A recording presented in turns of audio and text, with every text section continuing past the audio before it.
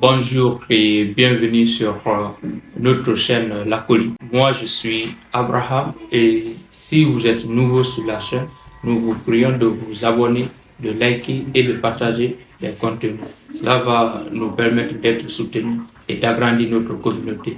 Aujourd'hui, nous allons traiter un exercice de cinématique extrait du sujet de physique du baccalauréat de la République de Guinée, session 2019. Je vais lire d'abord l'exercice et je vais laisser aussi l'exercice dans la barre de description. Si vous en avez besoin, vous pouvez tout simplement regarder dans la barre de description pour avoir l'exercice. Et pour le corriger, je vais laisser également le lien du groupe Telegram qui va vous permettre de rejoindre notre communauté Telegram. Là-bas, nous échangeons des fichiers PDF et aussi beaucoup d'autres choses pour l'accompagnement des apprenants. Non, la première des choses, c'est de lire clairement l'énoncé.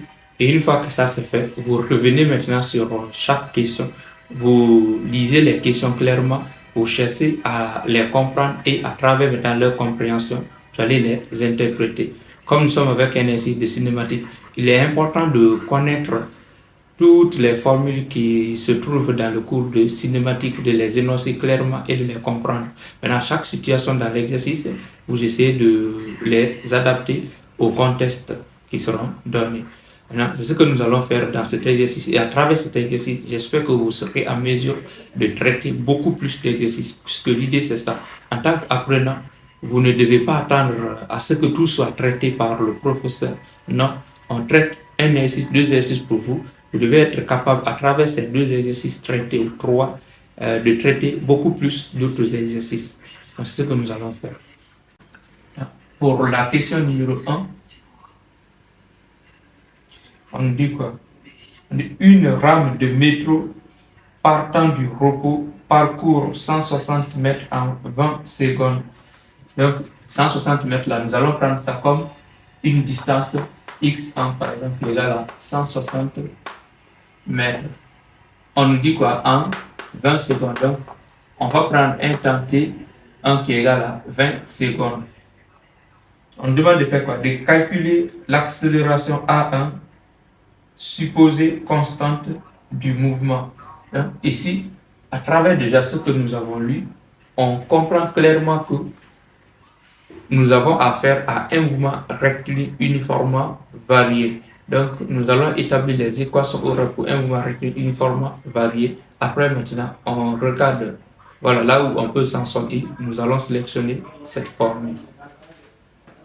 Maintenant, la question, c'est de calculer, on va écrire calculons l'accélération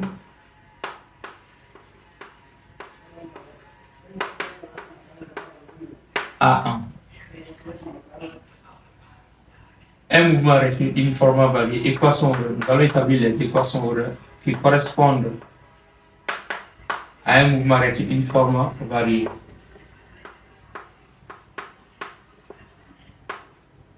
Dans la nature du mouvement, on va signaler mouvement rectiligne uniformément varié, comme ça. Les équations horaires pour un mouvement rectiligne uniformément varié sont quoi? Nous avons x qui est égal à 1 demi de a t carré plus v0t plus x0. Ça, c'est l'équation horaire pour la distance parcourue. Maintenant, pour la vitesse, nous avons a t plus v0. Après, il y a une troisième relation importante qui ne dépend pas du temps, c'est v moins v0 carré qui reste égal à 2a facteur x moins x0. Donc, une fois que ça c'est fait, dans notre contexte, nous avons noté la distance parcourue par A1. Donc, nous allons mettre ici A1. Ici, nous allons mettre ça. T1 aussi. A1. Bon, X0, on peut laisser comme ça. Ici, V1. Et voilà. Ici aussi, V1 et X1. Mais on n'a aucune information sur la distance initiale ni sur la vitesse initiale. Donc, qu'est-ce qu'on fait? Nous allons supposer que les deux là sont nuls. V0 égale à 0 et X0 égale aussi à 0. On suppose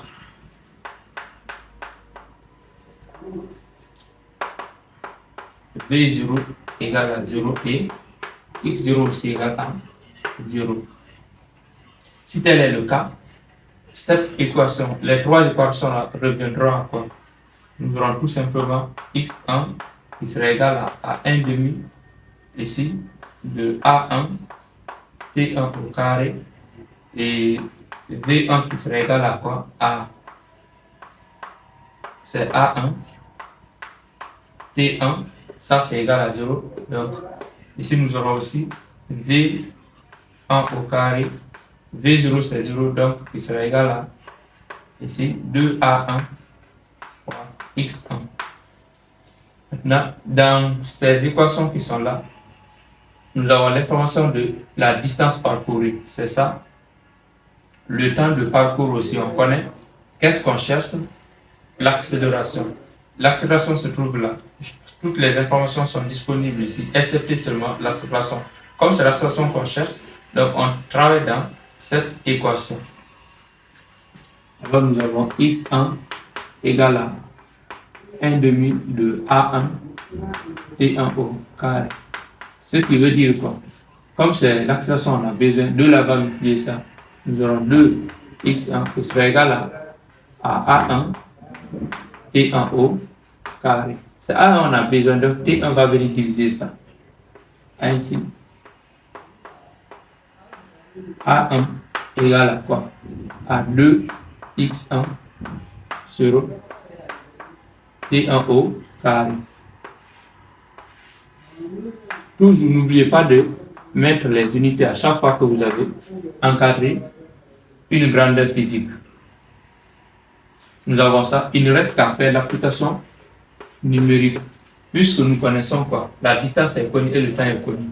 Donc, application numérique A1 sera égal à 2 fois 160 sur 20 au carré.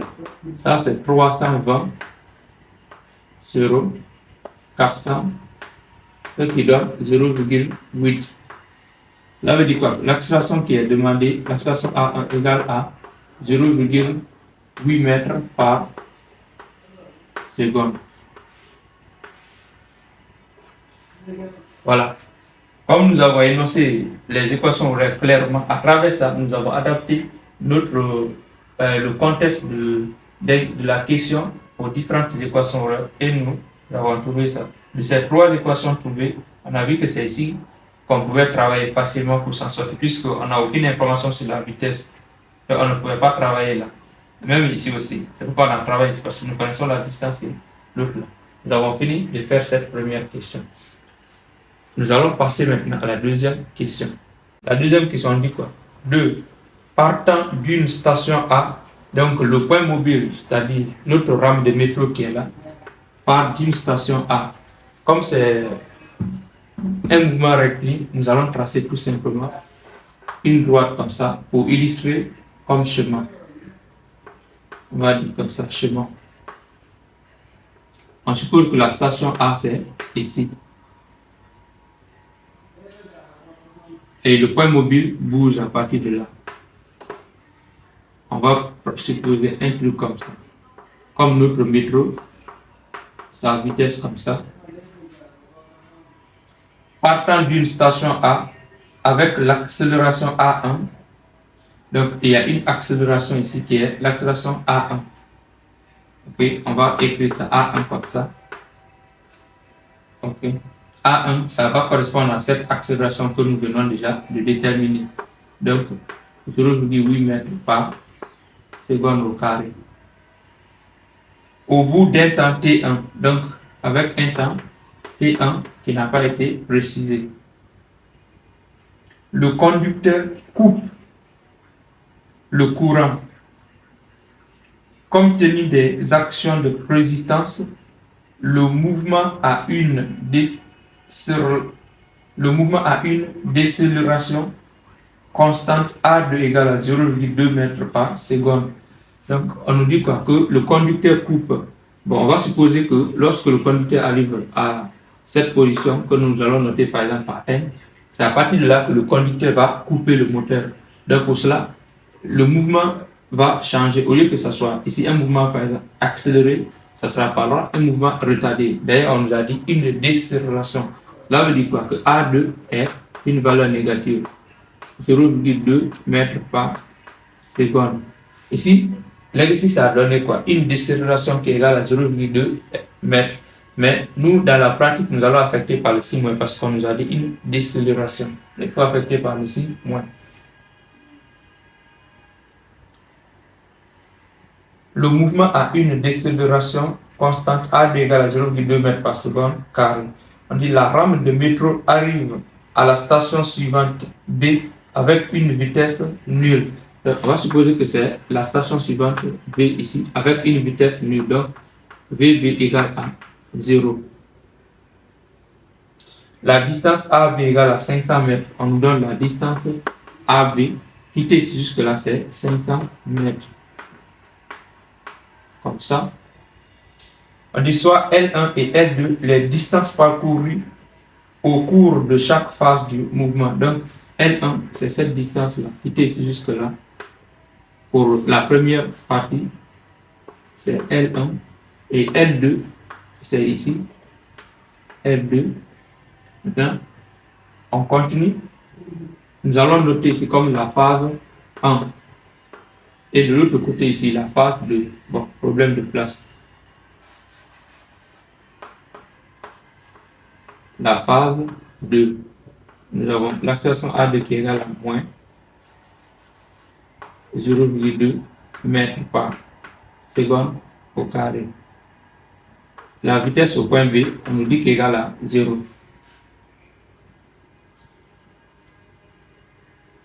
On dit quoi? Établir une relation entre L1, L2, A1 et A2. On va dire quoi? Établissons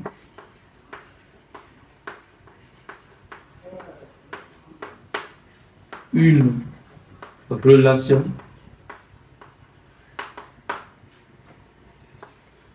entre L1, L2, A1 et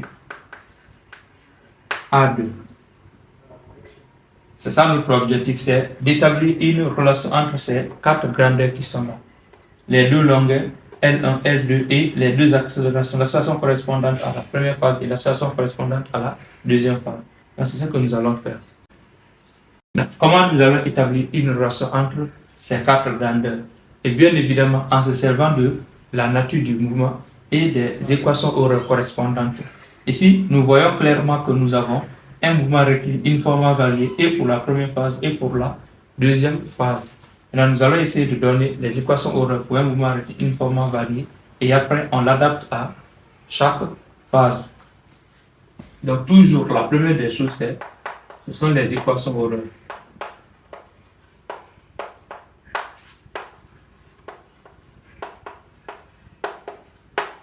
Les équations horaires, ça ne varie pas. Nous venons de l'établir, on va encore reprendre. C'est x qui est égal à quoi? À 1 demi de a t carré plus v0t plus x0. V qui reste égal à at plus v0.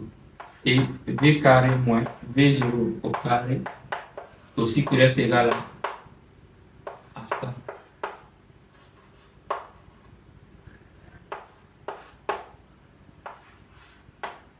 Là, une fois que nous avons ça, nous allons venir au niveau de la première phase.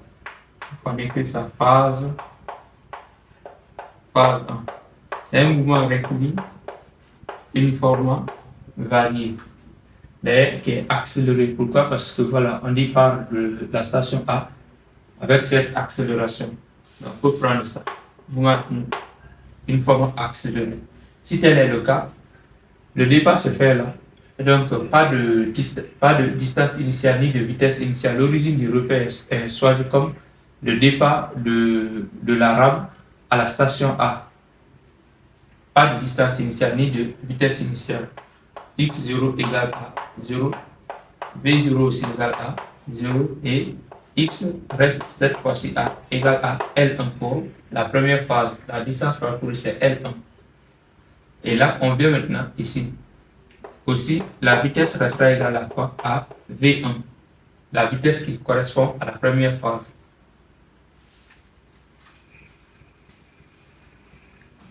Il faut qu'on efface ici.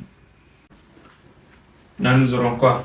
X0 égale à 0, V0 égale à 0, X égale à L. On remplace ici, nous aurons L1 qui sera égal à quoi? À 1 demi. Pour la première phase, nous aurons une accélération A1 qui correspond aussi à 1 temps T1 au carré. Ça, c'est 0 et l'autre, V0 égale à 0, ne peut pas, ça c'est 0, ici aussi 0. Ça va se résumer à ça. Après, on vient au niveau de la vitesse. On va aligner pour économiser l'espace. La vitesse va correspondre à la vitesse de la première phase. Donc, dépasse 0. À l'arrivée ici, ça va correspondre à V1, la vitesse parcourue pour arriver là. Donc, nous avons V1 égale à A1, T1 aussi. Et après ça, la troisième relation, c'est V1 au carré. Bon, V0 égale à 0, va se résumer à 2A1, L1, puisque X0 aussi, ça c'est égal à 0. X est remplacé par L ici. Nous avons ça et on va regarder. On garde ça. Nous allons passer à la deuxième phase. Donc, phase 2. La nature du mouvement, c'est un mouvement rectiligne uniforme, varié, mais qui est retardé. Avec une décélération, le mouvement est retardé. Si tel est le cas, toujours on se sert de l'équation. Cette fois-ci, X doit rester égal à L2, la distance parcourue pour la deuxième phase. Après, nous aurons le début de la deuxième phase va correspondre à la vitesse V1 va correspondre à la vitesse pour le début de la deuxième phase. Et là, retenez quelque chose, nous avons un mouvement de phase ici. Un seul mobile qui effectue son mouvement sur une trajectoire après son accélération, par exemple, change. Cela veut dire quoi? Que le mouvement aussi est un mouvement de phase. Et pour cela, la vitesse d'arrivée pour la vitesse de fin d'une phase reste égale à la vitesse de début pour la phase suivante. Pas de distance initiale avec ces types de mouvements. Donc, si tel est le cas, nous allons venir ici. On remplace par L2 qui sera égal à quoi? À 1 demi de A2 T2 au carré plus. Là, cette fois-ci, la vitesse initiale pour le début de la deuxième phase correspond à V1. Donc V1, T1. Pas de distance initiale ici. Cette fois-ci, c'est V2, la vitesse d'arrivée à partir de là. V2 qui reste égal à V au point B. Donc c'est ça. C'est égal à quoi? À A2, T2 plus V0 qui est égal à V1. Et là maintenant, nous aurons quoi? V2 moins au carré moins V1 au carré qui reste égal à 2 A2 L2. Puisque X est égal à 2, cette distance est nulle. On peut maintenant essayer d'effacer ici parce qu'on n'a pas besoin maintenant de cette trajectoire. Maintenant là, l'exercice nous dit quoi? Que le mobile arrive au point B avec une vitesse nulle. Cela veut dire quoi? Que V2 égale à V au point B reste égal à 0. Ce qui veut dire quoi? Ici nous aurons moins V1 au carré est égal à 2 A2 fois L2. Ou bien ici directement, le signe qui est là peut venir aussi par là.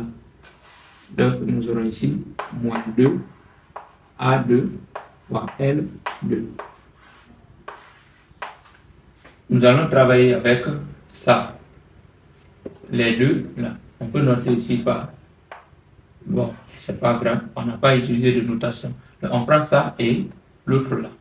Puisque nous avons V1 au carré, qui reste aussi égal à V1 au carré. V1 au carré égal à V1 au carré. Donne quoi? Ça veut dire que 2 A1 L1 reste égal à moins 2 A2 L2. 2 et 2 vont se simplifier. Nous aurons A1 qui restera égal à A1 L1 va rester égal à moins, le moins qui est là, A2 L2. C'est la relation qui était demandée et nous l'avons retrouvée. Nous allons maintenant faire face à la dernière question. Dans la question 3, on demande de faire quoi? De calculer la vitesse maximale de la rame et la durée du trajet AB. La vitesse maximale de la rame et la durée du trajet AB. Maintenant, le trajet AB, c'est quoi? C'est toute cette distance de quitter à A jusqu'au point B. Cette distance, le temps qui a été mis, on va calculer ça. La vitesse maximale va correspondre à quoi? À la vitesse de fin de la première phase qui reste égale à V1. Donc c'est V max qui sera égal à ça. Pourquoi? Parce que le mobile bouge à partir du point A avec une vitesse nulle. Donc à chaque fois que le temps avance, la vitesse aussi croît. La vitesse augmente, la vitesse augmente, la vitesse augmente.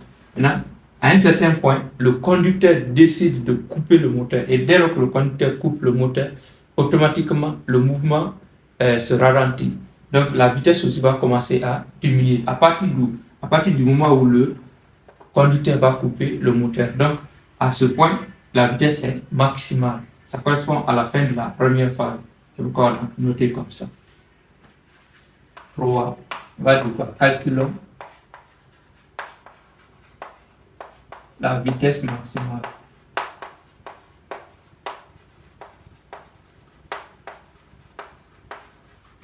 Et le temps,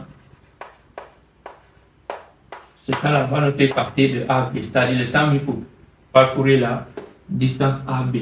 On commence par la vitesse. Mais pour la vitesse, qu'est-ce que nous pouvons? Nous avons dit quoi? La vitesse maximale va correspondre à la vitesse de fin pour la première phase. Nous avons l'égalité qui est là, nous avons une autre égalité ici. Donc c'est à nous maintenant. Et nous venons aussi d'établir une nouvelle égalité ici. On va se servir de ça. On connaît la distance L1 plus L2 a été donné, c'est AB. On va dire quoi? A1, L1 égale à moins A2, L2. Et L1 plus L2 égale à quoi? À 500 mètres. La distance totale. Ou bien, on va même écrire ça ici. On forme un système L1 plus L2 égale à 500 mètres. Si tel est le cas, nous aurons quoi? Ici, A1, si nous voulons, nous pouvons déjà automatiquement remplacer. A1, nous l'avons déterminé dans la première question, c'est 0,8.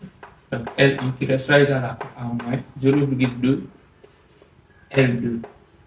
Et ici, L1 va rester égal à 500 moins L2. Si on peut le faire ainsi. On va garder comme ça. Gardons la somme là. L1 plus L2 égale à 500. Après, on va remplacer. Ici, nous aurons quoi? L2. Donc, on simplifie ici, nous aurons 4 L1 qui restera égal à L2. Et là, maintenant, L1 plus L2 égale à 500. Tout simplement, on remplace L2 dans la deuxième équation. C'est L1 plus L2, c'est 4. L1 qui restera égal à 500. Donc, on aura quoi? La somme des deux là, c'est 5. L1 qui restera égal à 500. Et par conséquent, L1 égale à 100 mètres. Si L1 égale à 100 mètres, on va revenir au ici, on connaît L1, l'accélération est connue, on peut calculer la vitesse V1 qui va correspondre à la vitesse maximale. Donc Vmax reste égal à quoi? À V1 reste égal. Bon, ici d'abord c'est au carré. Ou bien, attendez. On va d'abord travailler avec ça. V1 au carré reste égal à 2 fois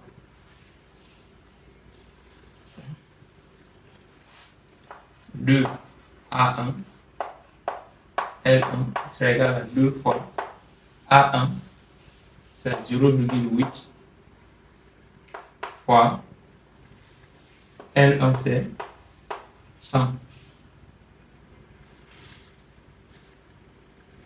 Ok. On va faire quoi? V1 sera égal à la racine carrée directement de 2A1 L1. On peut dire quoi? Donc, V max égale à quoi? V max reste égal à V1. Donc, c'est la racine carrée de 2A1 L1. La vitesse est à mètres par seconde. Donc, à ne pas oublier. Il suffit de remplacer tout simplement et calculer. Application numérique, V max restera égal à quoi? Ici, on remplace racine carrée de 2 fois 0,8 ici fois L1, on a trouvé 100. Ça nous donne sensiblement 12,65. V max est sensiblement égal à 12,65 mètres par seconde.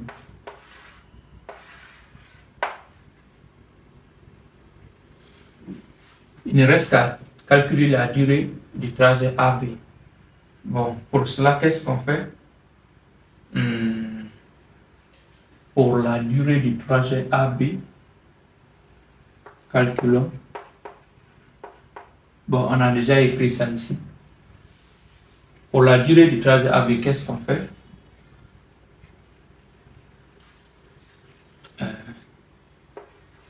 Nous allons rappeler les équations auraient déjà simplifiées qu'on avait eu.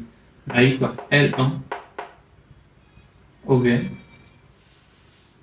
oui. Pour la première phase, nous avons eu L1 qui est égal à 1 demi de A1 T1 au carré. V1 égale à quoi? À A1 T1.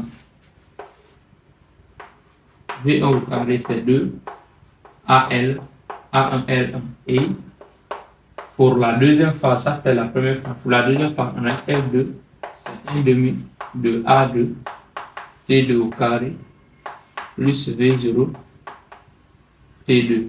Ici, on a V2 qui reste égal à A2 T2 plus V0. Donc V1, nous les avons déjà déterminés. Et ici, V2 au carré. Bon, on a dit quoi? La vitesse d'arrivée est égale à 0. Donc directement, c'est moins V1 au carré qui reste égal à quoi? À 2.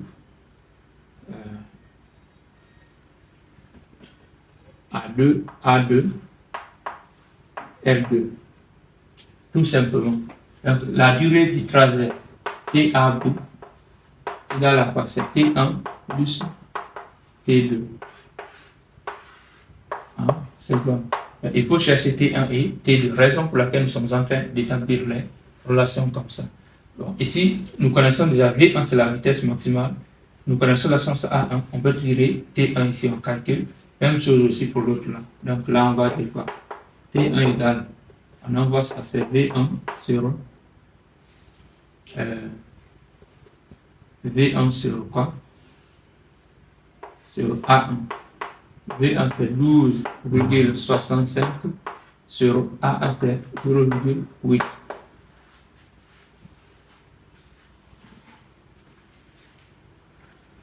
Donc 12,65 divisé par 0,8, c'est 15,808. Donc en secondes, on garde ça. Pour T2, on va venir où? On peut venir ça ici. Donc V2 égale à 0 à l'arrivée au point B. Donc, on tire ici, nous aurons T2 qui sera égal à moins V1 sur A2. Donc c'est moins V1, c'est la vitesse maximale 12,65 sur A2, c'est moins 0,2.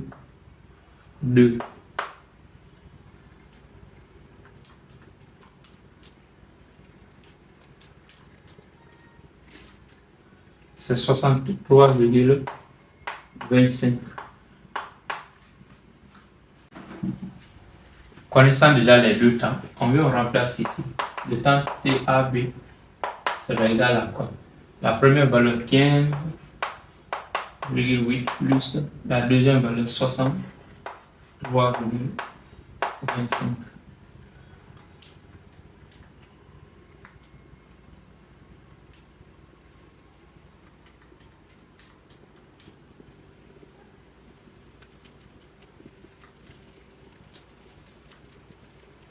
Donc, sensiblement, c'est 79. D'où le temps TAB égale à 79 secondes. Donc, c'est le temps total mis par le mobile pour parcourir le trajet A, B. C'est ce temps-là. On est arrivé à la fin de cet exercice. Si il vous a plu, nous vous prions de vous abonner et de partager les contenus.